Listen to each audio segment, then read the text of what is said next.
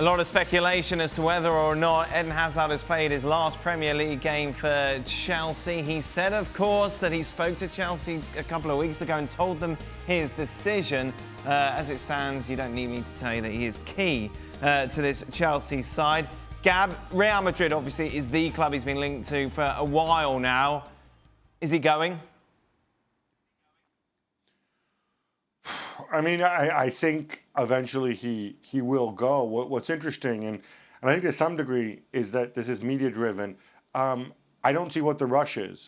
From Chelsea's perspective, they want to see whether or not they'll get a transfer ban in the summer, whether CAS will freeze it while they hear their appeal. And B, they want to try to get the best possible deal if Hazard tells him he wants to go, which by all accounts he has done. I think those two things are linked, and I think what we're seeing right now is maybe Real Madrid desperate to be able to announce good news, but Chelsea basically making them wait because they still have a Europa League final to play, and the transfer window doesn't actually open until July 1st. Go on, Chris. No, they've got to get this season out of the way, but at the end of the day, why would he stay? He's given the club service, got a chance to go to Real Madrid. But on the flip side, why have they let him go? Well, the answer to that would be they might not, but then they might have a very unhappy player on the hand who's going to give them little or nothing next season because he doesn't get his big move. So that's the price you might pay.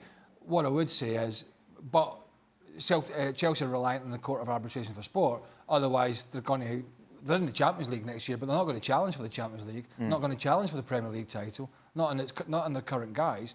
If I was Eden Hazard, I would absolutely want to go. Sorry, let me just play this out with Gab. Just playing this out with regards to if Hazard says that I want to go, and they say no, you're going to stay.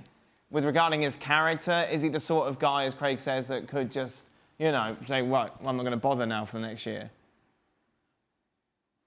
Well, first of all, I don't think they're going to do that. Second of all, why wouldn't they? Financially, do that, Well, because instead of having 100 million, they would get zero when his contract expires on June 30th, 2021. I mean, June 30th, 2020.